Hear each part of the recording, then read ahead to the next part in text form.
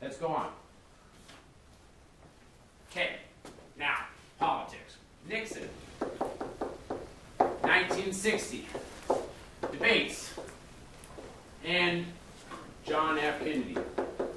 Okay, somehow this will come up. So, what we're dealing with is a rising baby boomer population. We talked about this. But remember, if they start in 1944-ish, which means that some of them don't get born until the 50s, right? How old are they in 1960?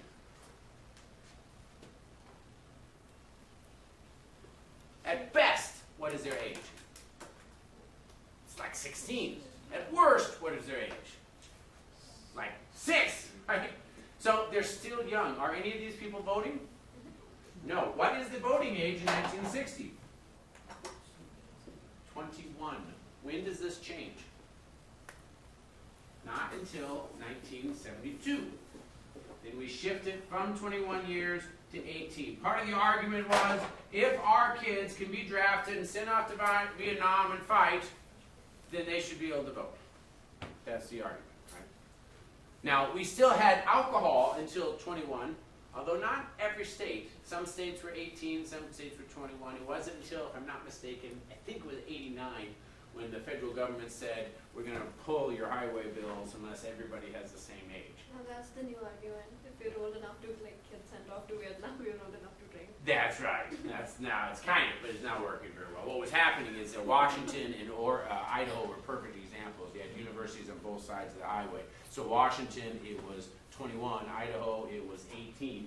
And so people go from Washington over the border and they get drunk in 18 land, and then they come by and they get killed because they're all drunk driving. And so we can't do that anymore, and so we're going to make it fixed. Okay, fine. That's good. Point is, voting, 21. 1960. It's not the baby boomers who elect JFK. So why does it matter that he's a young guy? And he is a young guy. Is he the youngest president? No. Is he the second youngest president? Yes. Yes. Who's the youngest president? Another guy who's like full of life, vibrant. He kind of defines the culture for a little bit. They name a bear after him, like a stuffed animal. Teddy Roosevelt, Teddy Bear, totally named after him, right? Young guy, big, very larger than life. And JFK is fitting in not that much, like months apart between the two. Okay, cool. So let's take a look here. And what I want you to see, there's JFK. Here's Richard Nixon. Who's he? You guys should know him, by the way. You don't, but you probably should. Bob Hope. Big guy in the 50s, 60s, 70s, 80s, 90s. Like 100 years old before that. Who's this guy? Eisenhower. Very good. Who's this guy? Martin Luther King Jr. Everybody knows. Okay. Let's go here. There we go. So here's Ike. You see Ike. What do you see? Totally got the ears. Totally got the ears. What else do you see? Your age. You guys are all 18, 19, 20, right? What do you see? Yeah, grandpa. Can we just say that? It's grandpa. Okay. But grandpa is exactly what you need. Because how old are your kids? Right? You want grandpa. But more important than grandpa, the baby boomers all served under him. He was the commander, not the commander-in-chief, but he's the Allied commander. He's the one that helps to plan D-Day invasions. He's a general, and he really is a general. You look at his papers, man, he had committee after committee after committee meeting. Everything was absolutely set on schedule. That was his style. He's an old guy, but he's an old general, and everybody loved him for being a general. But he's also an old guy. I keep referring to the old guy, right? So they love him, but he's not going to go for a third term. Nobody's going for a third term after FDR dies in office. And so then we come up with our next guy. And who's the next guy? JFK. Okay. JFK, Nixon. They're both young. And this is kind of like a reaction to Eisenhower. They're both young. Now, who was Nixon, where does he come in the spotlight? He's the vice president. So he's the sitting guy. He's the vice president. He's the counter to the old guy. You have a young guy. He's the young guy. And then who is Kennedy? Senator from Massachusetts, right? Also a young guy. You look at this. That's his wife. Cute young wife. Look, little kids in the White House, right? Very famous picture of the baby in the White House, in the crib. And she just got her eyes peeping over the edge of the crib. This is painfully cute. Your heart melts, right? They like to call it Camelot. Now, I have to lie to you just a little bit. They did not call it Camelot when he was alive. That phrase, Camelot, came about a month after he died. And it was part of a Time Life magazine spread talking about it was Camelot. Now, that should be ringing some bells. First of all, cultural literacy. What is Camelot? Okay, it is a musical about what?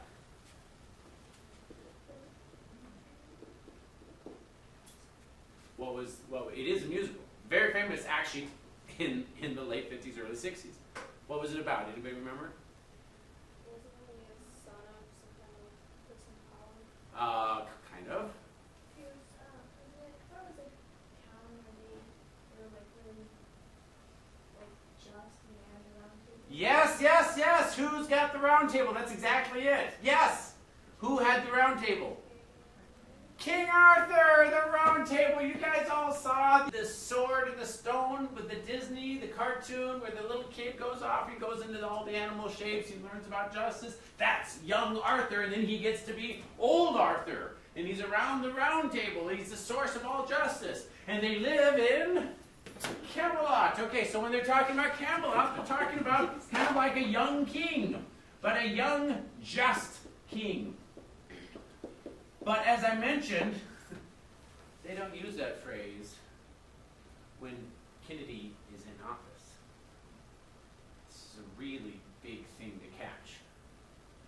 Kennedy is elected in 1960. The reason why I have this picture here is that this is the very first televised debate. Now, whatever we might think of Nixon, he was a good-looking guy also. But he was kind of a professional politician. He was good at debates. The very first time we had televised debates means that you also have debates on the radio. And at least an equal number of people are listening to the debates as they are watching the debates. For the most part, most of the presidential debates had always been only on the radio. So here we have these two guys debating. Now the thing is that JFK had some really good handlers. He got there the night before, they put on nice makeup on him, television makeup, right? He looks cool, calm, all this type of stuff. Nixon had been debate, appearance, speech. He gets there that day, and he's just ready to go. This is what you do as a politician. This is what you do in a politician in a pre-television era. So he gets there, and he doesn't look bad, but he looks tired. And Kennedy looks young, energized. Here's the humor. The people that heard the debate on the radio, by a large margin, said that Nixon won the debate. The people that saw the debate on television said that Kennedy won. What does that begin to tell you? Nixon had more substance in what he was saying, but like people were like kind of like. That's right. When you're listening, you're hearing to the substance. When you're watching, you're often just looking at the person. This is a turning point. In the history of communications, people that teach communications, they always point to this event. Because from this point on, can we have a great big fat president? How many presidents have we had with beards? How many presidents have we had that are kind of, ugly? Doesn't work. This is another funny thing. Our presidents, the taller one usually wins. Now, is there a causal connection? No. But, you know, it's a really strong correlation. Is there a causal connection? No. But does it matter when you're looking and you're seeing it on the screen? Yes. It matters a great deal. Now, I go back. The baby boomers aren't voting. So why does JFK's youth matter? It's an easy human nature type of a question. People think that they're like their own. He's like kind of their own like generation. Yes, they all have kids. The kids don't vote, but that means that there's a gob of parents. And they're thinking about youthful things because they've got youth all over them. And they may not be voting, but that's what they're thinking. And so they want a youthful, vibrant president. It's kind of the opposite of what they had in Ike. But you have to understand, this is really important. We look at JFK not like the people in 1960 saw JFK. Let me just make sure you understand this. JFK is elected. It's not a landslide. It's a close election. The conspiracy theories say that there was a lot of dead people in Chicago voting for Kennedy. We don't know about that. The point is that it was that close. Usually if you think about people voting when they're not supposed to vote or corruption or something, you're dealing with maybe 2 or 3%. And it doesn't matter if you have a fairly large margin of error, but in this case it's a very close election. That's why these conspiracy theories kind of pop up. Very close election. Now one of the things, and you have to understand this, we've had FDR, 1932, 1936, 1940, 1944. His vice president steps in when he dies in 45, and this is Truman. Everybody was expecting that in 1948 Truman was going to lose. There's a very famous picture of Truman holding a copy of the New York Times that says Dewey wins. Dewey was his opponent. Dewey was a guy who was known for kind of prosecutor. He was a prosecutor known for prosecuting organized crime in New York. Everybody expected Dewey would win because you've had this long time with the same party. Very, very rare. You just assume people are tired, they want to shift. And yet, for a variety of reasons, partially because of the origins of the Cold War right there in 47, and there was a genuine fear about the possibility of a third world war. And so this is not a time for us to change. It was the reason why FDR was elected in 40, is that we were in a world war. And so, totally contrary to expectations, Truman wins. Well, is there a likelihood of the Democrat winning in 52? No. And in 56? No. These are Eisenhower folks. But why does Eisenhower win? Let's be really honest on this. He's the general. He's the guy that led our troops, won World War II. They love Eisenhower, right? It's really not about his politics. The fact of the matter is, he doesn't shake up very much. He's a Republican. So just by this, we know that Republicans support civil rights. But he's also a general, which means that he's very conservative. Now, I need you to understand what I mean by this. I don't mean moral conservative. I don't mean political or economic conservative. I mean conservative in the sense that he's very cautious. He's not a guy that's just going to say something flippant. He's not a guy that's working off the hip. He plans everything that he's going to say. Everybody kind of knows what he's going to do. So he's very stable. This is something that people liked in the 50s, especially with your young kids. What about 1960? JFK has to distinguish himself from Nixon.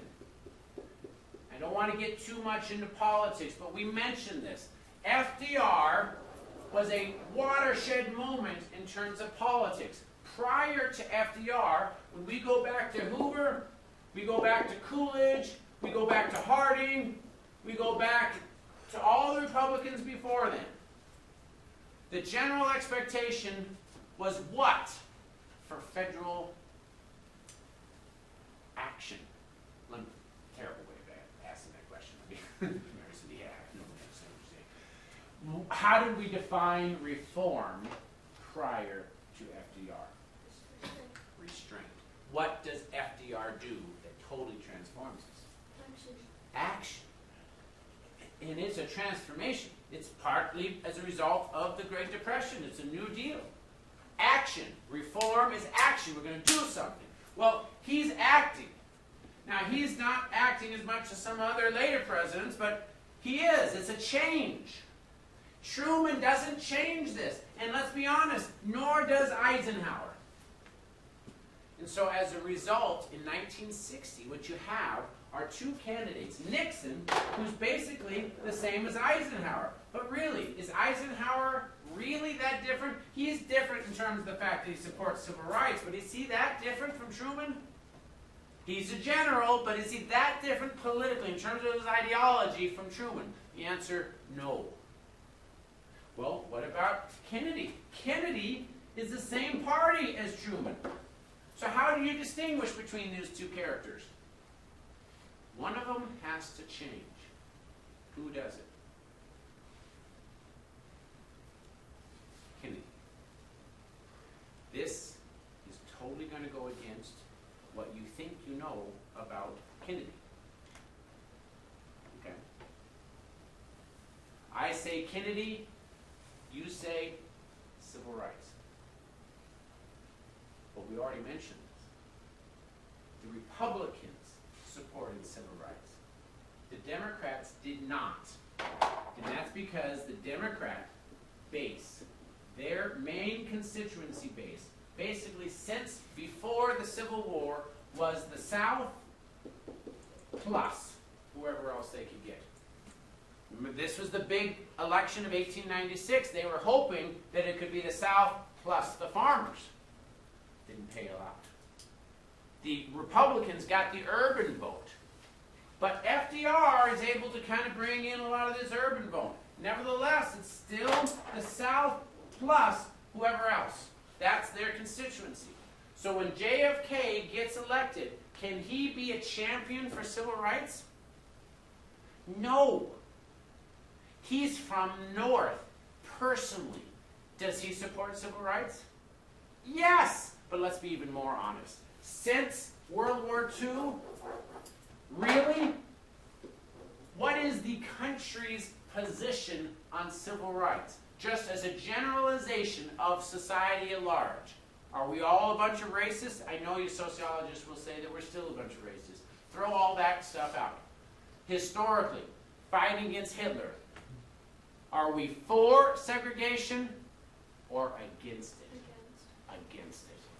You know this because the lawsuits are coming out of the woodwork and the courts are supporting them. Brown versus Board of Education, remember 1954. It's not the first time that it arrived. When it first came up in 1950, the court wanted a unanimous decision on this. There are lawsuits coming out of the woodwork. The 50s was very strongly for civil rights. This is something where you have to truly look outside of the box. And I'm just give you an example. I don't know if I have a picture here. Yeah, that's a good one. Kind of one. Okay. You see this picture. Two ways of looking at this. Man. The whites in the 50s were so racist. Everybody in the South is so racist. Or you can ask yourself, why did they take that picture? What do you think the reaction was to the public when they see that picture? Whose are they sympathetic towards? Are they rooting up for the police officer? No! Absolutely not. You are rooting for the black guy who seems to not be doing anything. All throughout the 50s, you get these demonstrations. When they sit here and they said they're going to sit at the coffee shop and they're just going to peacefully sit there, do you think they do it randomly or out of the blue? Or do you think that they call up all the press and say, this is what we're going to do on this Friday. Come on out and see us. Make sure everybody's there. The press is their friend. Why? Because the press goes throughout the whole country. You see some fat-bellied police officer being mean to a black guy, whose sympathy are you with? You're with the black guy. The country was mostly in favor of civil rights. I'm telling you to look outside the box here, because when you see these pictures, it looks like these guys are being attacked from all sides. You have to understand the reason why Martin Luther King becomes famous is that he's got the support of the country. He's a famous guy. Everybody is supporting him. They're not supporting the other guys. The South is very embarrassed. When they see the big fat-bellied police officer in the front, they're ashamed at what they see. The country is in favor of civil rights. Nevertheless, you still have traditions. You still have people in the South that support segregation. The funny thing is, it's not what you think. I did another book on organized crime control, and I was reading about this guy who is the one of the 12 Southern senators who voted against desegregation. There's only 12 senators. How many are voting for this? Keeping in mind that at this time we had 100 senators. There's only 12. In his letters, he's talking about the fact there's no way. Segregation is done. It's over with. But what will surprise you as to why he was upset about it. He wasn't upset because he didn't like black people. In fact, he would get letters from constituents who were talking about, oh, I'm so glad you're against this because, and they start saying all sorts of racist stuff. He would write back, and remember, these are letters that go just to this guy. They're not going out to the press. Write back and say, don't write stuff like that to me because I don't believe that. Absolutely don't believe that. The reason why I am for segregation is that things take time. I'm afraid of the disorder that will be caused if we instantly, very quickly, make these changes. This guy, the reason why I looked at him, is that he was all about law and order. He was trying to keep peace. He was afraid that if you make a change too quickly, that you'll get these spikes of violent crime. Now, I don't want to be too prophetic, but what happened in the mid to late 60s? You got huge spikes of violent crime. This guy was not wrong. Now, he is the bad guy. We look back in history and say, no, you should have supported desegregation. Yes, we understand, because we don't support segregation. But we have to be a little bit more subtle than simply saying, this guy's bad, this guy's good. There were reasons, and it wasn't because they were racist. Most of these guys were afraid. What would happen? But when they talked to each other, they would say things like, there's no way. This is going down. There's no way. The country is absolutely not going to tolerate segregation anymore. So we have to do this, but let's try it somehow. Let's try to make it less instant. Let's try to make it a little bit more temporary. Now, I'm telling you this, and I'm going to promise you right now, none of your other professors will ever tell you this. It's not a popular way of explaining this because, frankly, let's be honest, it's much easier to say that all the white people were evil and all the black people were saints and never the two would work. It's called a dialectic. It's just an easier story to say because it's hard to explain why some people may be naughty, but some people may be really good, and then some people kind of are mixed. It's very difficult, especially if you're trying to teach junior high kids or high school kids. Do you want to tell them at all that there may be some reason to support segregation? They won't get it.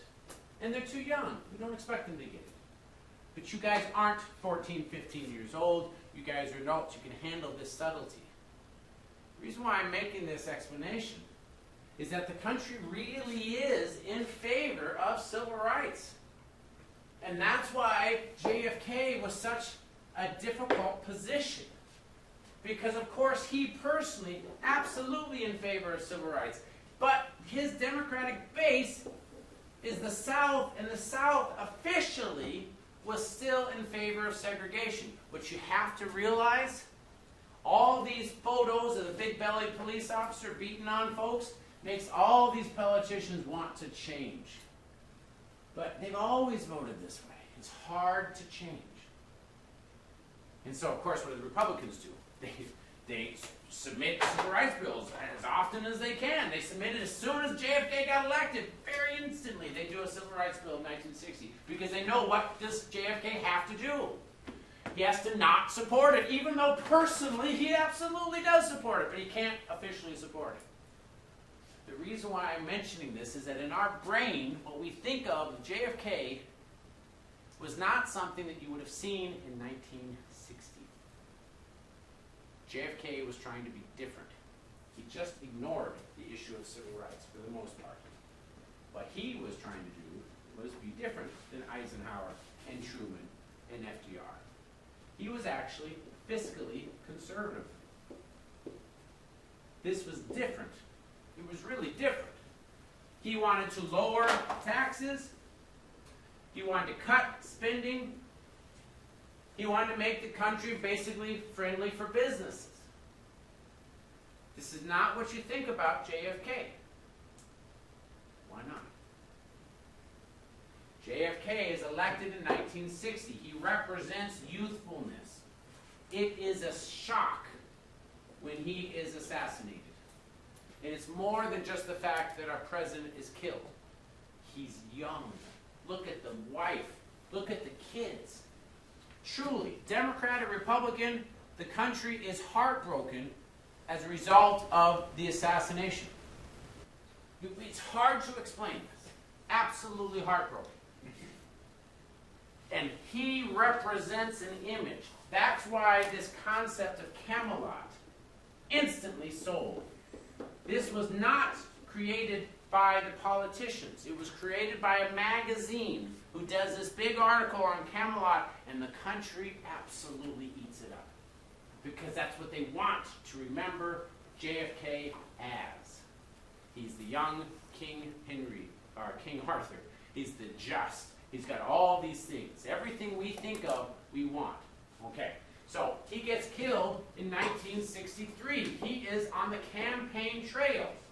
1964, who's going to run? Well, he is killed. LBJ takes over. Do I have a picture of LBJ? I don't think I have a picture of LBJ. We need a picture of LBJ. You need to see LBJ. There we go. This is LBJ. LBJ is not young. LBJ is a lot like Eisenhower in that whole chronologically challenged department. He's old. And he's from Texas, which means that for most of his life, what did he support? Segregation, absolutely. But he's also amazingly politically savvy. So, JFK is killed. That means the country mourns for him. LBJ is instantly the president because he's the vice president. But in '64, he's going to run. There wasn't much of a likelihood that he was going to run prior. Kennedy was running. It's probably not a likelihood that LBJ would have been president if Kennedy hadn't been killed. So now he's suddenly president and he wants to be president again. So what does he do? Super smart guy in terms of politics. First of all, he says JFK always supported civil rights. Just say it. And he's dead, right? We can't say anything bad about him. But everything that's good, we can say. And what does the country feel about civil rights? They love it. He's a young guy, the baby boomers, everybody, it's a modern thing, totally supportive. He is from Texas. So not only does he say this, but he also says that the Dems have to not be Southern. And to put this into kind of a positive spin, the Dems have to support civil rights. And he does this very cleverly. He takes the Republican bill that was submitted in 1960 and he pushes it through. He's a Democratic president. But because he supports it and he says it really publicly, this is what JFK would have wanted you to do. then all these Southerners who were basically kind of on the fence, they have to vote for the Civil Rights Bill. Get rid of this, get rid of segregation. So basically, he is championing civil rights. Immediately, he also issues what's called a war on poverty. And in this war on poverty, he makes this link. Racism is a result of poverty. So if we fight poverty, then we are also fighting racism. This was absolutely huge. How do we fight poverty? It's called the Great Society. Remember, FDR had the New Deal. This is the Great Society. The Great Society is that we are going to pour billions into community action programs. Community action programs. In plain language, that means he's going to give it directly to the cities. Why is this such a big deal for the Democrats? We talked about this last week. Why is this such a huge deal for the Democrats?